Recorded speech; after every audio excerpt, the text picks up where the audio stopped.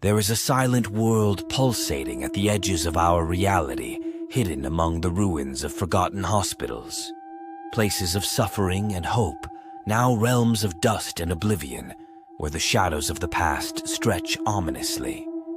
We will journey together through rooms filled with faded memories and rusted machinery, traveling through time and soul to uncover the truth that lurks behind these dark tales. Prepare to shudder in fear, open your minds and hearts, and let yourselves be carried away into a whirlwind of mystery and terror. My diary opens for you.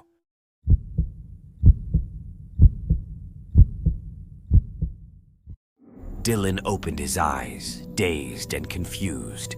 The blinding white of the ceiling hurt his sight. A metallic hum pulsed in his ears. A pungent scent of disinfectant permeated the air. He tried to move, but a sharp pain shot through his body.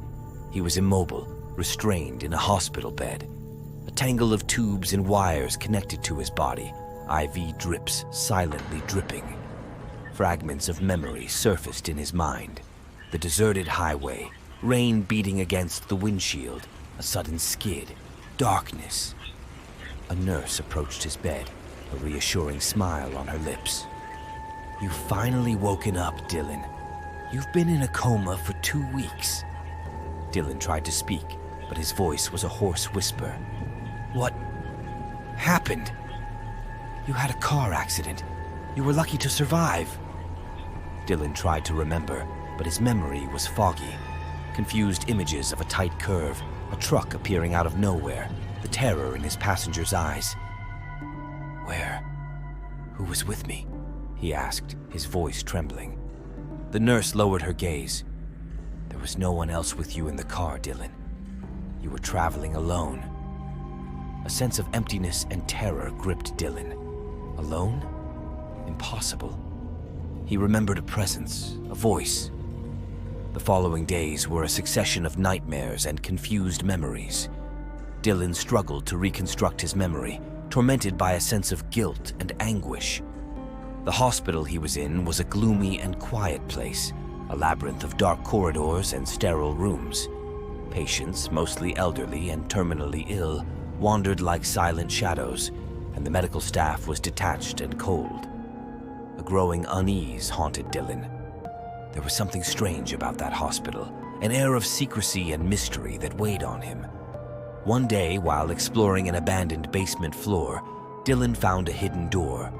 Driven by curiosity, he opened it and found himself in a dark and dusty room. In the center of the room was an operating table, stained with blood and encrusted with who knows what substance. Next to the table, a wheelchair was motionless, like a throne in a realm of terror. Dylan approached cautiously and saw resting on the chair a worn and yellow diary. He opened it with trembling curiosity and began to read. Dylan clutched Dr. Adams's diary with trembling hands. Her macabre words painted a picture of horror that left him breathless. Mad experiments, patients sacrificed on the altar of perverse science. Nightingale Hospital was a nest of nightmares. A cold unease gripped his heart. If Dr. Adams was capable of such atrocities, what was stopping her from doing the same to him? With caution, Dylan returned the diary to the secret room and ventured through the dark corridors of the hospital. An unreal silence reigned supreme, broken only by the rustle of his shoes on the floor and the distant drip of water. Every corner, every shadow seemed to conceal an invisible danger. Dylan felt hunted, like prey in a trap. His target was Dr. Adams. He had to uncover the truth, expose her mad plans. Only then could he hope to save himself. He reached the director's office, a room as austere and cold as her soul. A time-yellowed portrait on the wall observed her, eyes stern as a warning. Dylan rummaged through the scattered papers on the desk, searching for evidence, clues confirming his fears.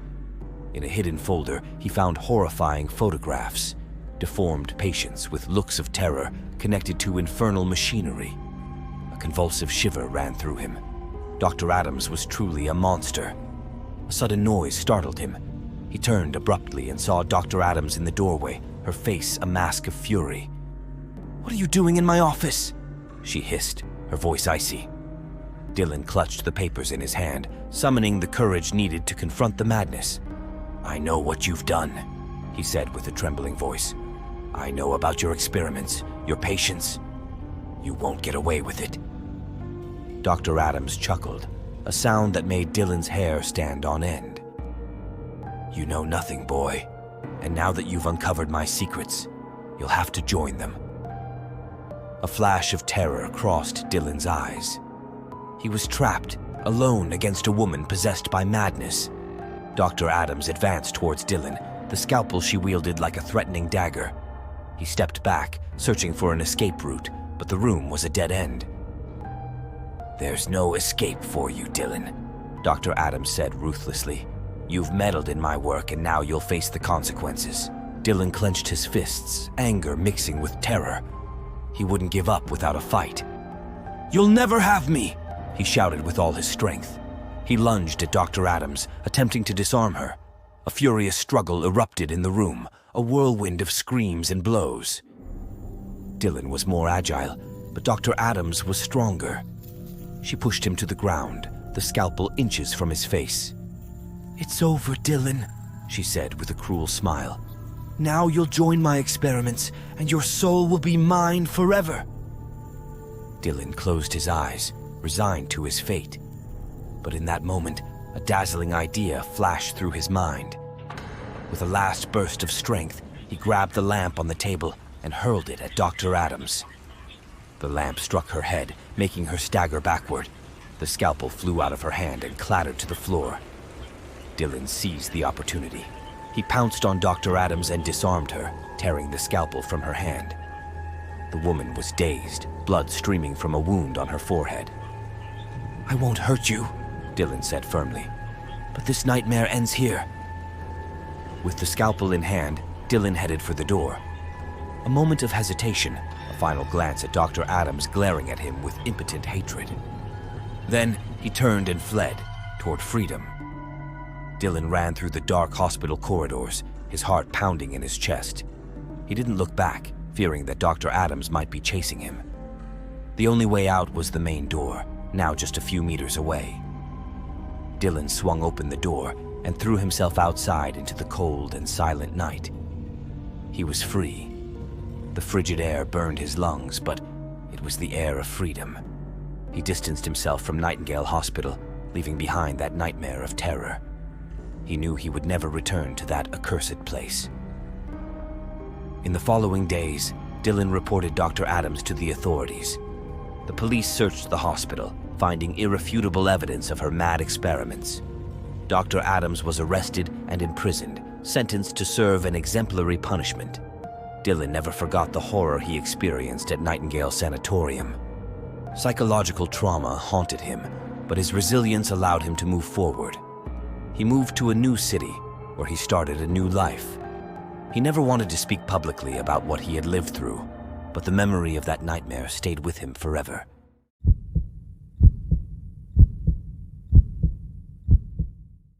Megan, 21 years old, was a university student majoring in engineering with a brilliant mind and a fearless spirit. Always ready for adventure, she was the opposite of her boyfriend Connor, 23 years old, nearing graduation in medicine, more rational and cautious. Completing their group of friends were Sean, in the same year as Megan, a philosophy student with an artistic flair, and Sheila, a friend of all three who had dropped out of college to pursue her passion for music. One day, during a conversation at the campus bar, word spread about an abandoned hospital in California, the Old Town Hospital. The stories surrounding it were chilling, tales of secret experiments, missing patients, and eerie presences wandering the dark hallways. Megan, with her usual enthusiasm, suggested visiting it at night. Connor, initially hesitant, was persuaded by her tenacity and the infectious enthusiasm of Sean and Sheila. They had long wanted to explore that dark and mysterious place. In the deep night, the four friends found themselves in front of the imposing concrete structure. The air was thick with humidity, and silence was broken only by the rustling of leaves and the croaking of frogs. A sense of unease washed over them as they crossed the rusted gate and ventured into the darkness. The hospital was a labyrinth of dark corridors and silent rooms. Peeling walls and the smell of mold and medicine created a stifling atmosphere. The light from their flashlights illuminated only a small part of the darkness, casting unsettling shadows stretching behind them. Every creak, every sudden shadow made them jump.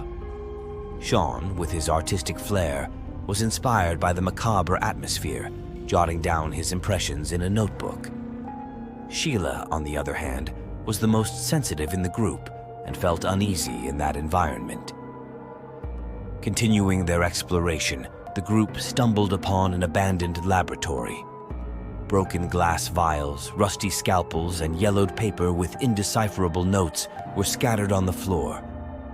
Megan, with her analytical mind, began examining the remnants of experiments conducted in that place. Connor, being a diligent medical student, took time to read the patient's medical records, intrigued by their stories of suffering and pain. Sean, with his vivid imagination, was certain that within those walls, a dark secret was hidden. Sheila, growing increasingly nervous, pleaded with them to leave, but their determination was stronger than fear. In a dark room, hidden behind a rusted metal door, they made a gruesome discovery: a series of metal coffins stacked on top of each other, with names and dates engraved on the lids. A sudden noise made them jump. A shadow moved in the darkness. A piercing scream echoed through the hallways. Terrified, the friends scattered in the dark, trying to escape from this nightmare. Megan got lost in a labyrinth of identical rooms, chased by a silent figure glimpsed only briefly. Connor tripped over a rusty stretcher and fell to the ground, injuring his ankle. Sean and Sheila, in an attempt to help him, stumbled upon a room full of broken mirrors, where their own reflections terrified them. Reuniting, the four friends fled the hospital like madmen. Dawn found them exhausted and terrified, but alive.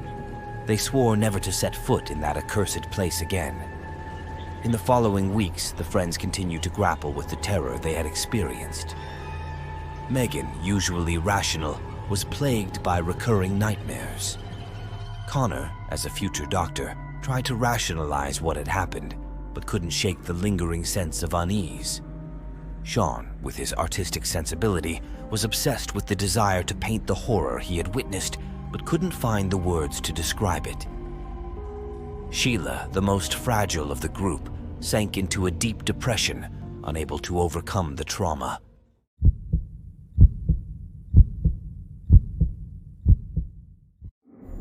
The sun lazily set over the city of Baltimore, casting a red hue on the windows of Johns Hopkins University. George, a professor of English literature with the charm of a bygone gentleman, sighed as he gazed at the fiery sky. His mind was elsewhere, lost in the memories of youth. In particular, he thought back to the university hospital, a place that had marked his life and that of his wife Morgan, a brilliant physicist awarded for her revolutionary discoveries. Morgan, with her keen gaze and infectious smile, was the epitome of the modern woman, intelligent, independent, and determined. The two had met in the sterile corridors and secret-filled laboratories of the hospital, united by a passion for knowledge and overwhelming love. An unexpected invitation shattered the tranquility of their apartment.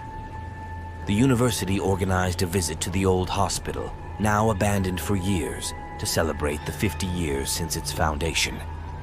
George and Morgan, seized by a wave of nostalgia, decided to attend. The air of decay that permeated the building was palpable. Dust and debris covered the floors, while a ghostly silence enveloped every room. Their shadows stretched on the peeling walls, and their footsteps echoed darkly in the echo of the past. As they explored the corridors, the memories of George and Morgan ignited like a flame. They recalled sleepless nights spent studying, playful pranks with friends, and stolen kisses between exams. But there was also something darker lurking in their memories, a sense of unease that haunted them. In a dark corner of the physics laboratory, Morgan found an old notebook belonging to a student who had mysteriously disappeared years ago. The yellowed pages told of secret experiments and a hidden wing of the hospital, an inaccessible place where unspeakable secrets were concealed. Fueled by curiosity and the desire to shed light on that unresolved mystery, George and Morgan decided to explore the hidden wing. A spiral staircase led them into a dark and damp underground, where the air was stifling and silence was broken only by the incessant dripping of water. The only light came from a flashlight that George held in his hand. After an endless descent, they reached a dark room. A dim light illuminated an operating table on which lay a human skeleton, still dressed in the white coat of a doctor. Next to the body, an open diary revealed the terrible truth. The student had fallen victim to an illegal experiment conducted by a group of unscrupulous doctors. Horribly shaken, George and Morgan realized that the hospital was not just a place of nostalgic memories, but also a prison of dark secrets and unspeakable suffering. The echo of the past haunted them, while a cold sense of terror enveloped them like a shroud. The only way out was a rusted iron door.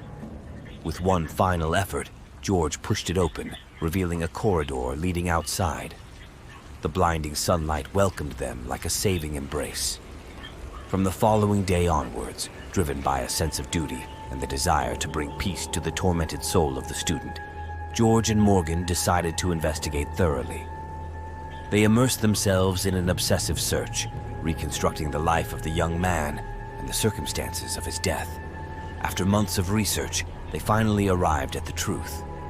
The student had been killed for uncovering a criminal conspiracy within the hospital. A group of corrupt doctors was conducting illegal experiments on unsuspecting patients, using them as guinea pigs for their nefarious purposes. With the help of a courageous journalist, George and Morgan exposed the conspiracy, publishing an article that caused a sensation. The corrupt doctors were arrested and convicted, while the memory of the student was finally honored. The shadows lengthen, and the veil of mystery closes for this time. You have traveled with me among the ruins of a forgotten world, listened to the stories that the winds whispered through the crumbling walls. But the journey is not over. This was just a chapter of a much larger diary, a diary filled with eerie tales and unspeakable secrets.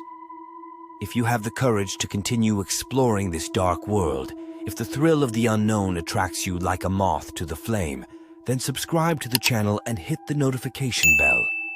New stories await you, stories that will make you shudder in fear and keep you awake at night.